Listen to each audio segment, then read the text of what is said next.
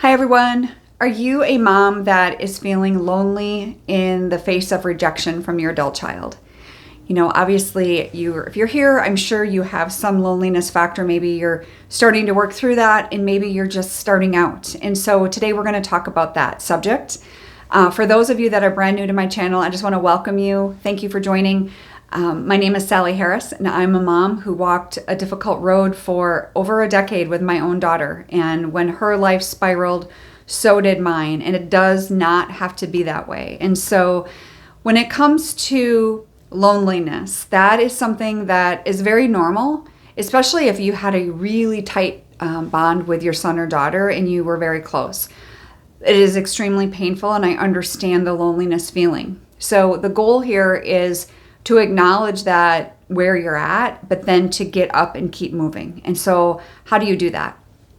Well, I want you to start by considering possibly how this happened, trying to understand the rejection is healthy.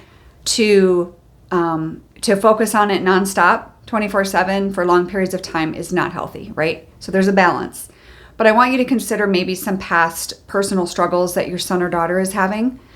Maybe it's a personal struggle you are personally having, and they've walked away because of that. Or maybe it's their personal struggle. A lot of times with our adult kids, we know that there's a struggle, but we don't really know what it is because maybe they haven't shared what's going on. Maybe they have. Maybe it's something from childhood. I don't know what it is. There might be an unresolved conflict. And then again, you might be someone that you sit back and you are being really honest and raw with yourself and you really don't know what happened. So I want you to consider that what the possibilities might be. Also, I want you to think about the emotional impact and that what it's having on you. All these variety of emotions, the grief cycle, all of these things, guilt and anger and sadness, and you just feel overwhelmed at times. And so I want you to know that that's very normal as well.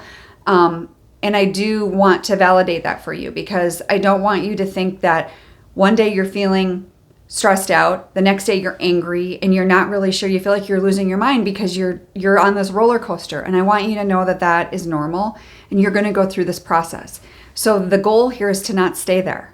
And so that is a choice that you have to make. And so if you're a mom that is going through that roller coaster right now and you're like, I need off. I need to get off this crazy cycle. I need off this roller coaster. I need to start living my own life.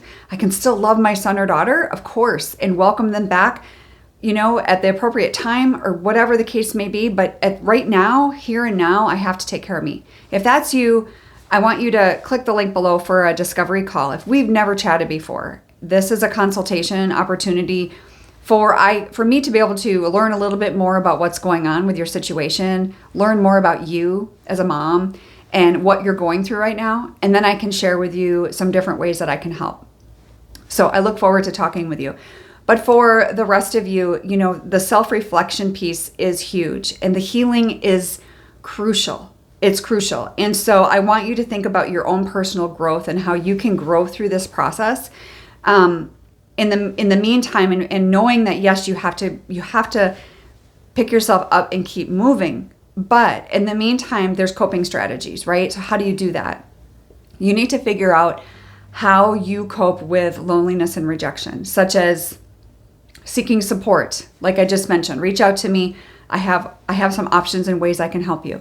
I want you to think about self-care. I want you to think about what type of exercise, even if it's just walking. You need to find some meaning in your other relationships. You need to find this self-reflection, this healing in other areas of your life, because when we're so hyper-focused on just our child, it's not good to be hyper-focused on any part of our life, just one, right? So we need to have balance. And right now, you likely don't have that balance, as I did not have it either. So I understand, but support is crucial. You need to find resources. You need to find your person that you can work with, that can coach you. If you need a therapist, then you go do that.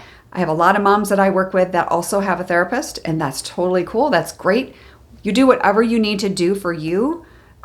This isn't a one moment in time. If there's an estrangement, there's something that's been going on for a while.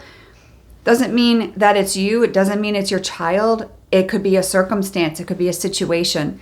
And sometimes when there's poor communication or somebody's afraid to reach out or whatever the case may be, we end up in these estranged relationships. And I don't want this for you any more than you do.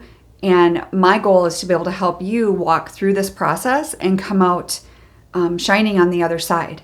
Regardless of what your son or daughter chooses, you need to move on for you and the rest of your family and people that love you. So I hope that helps you today, and I'll see you next time.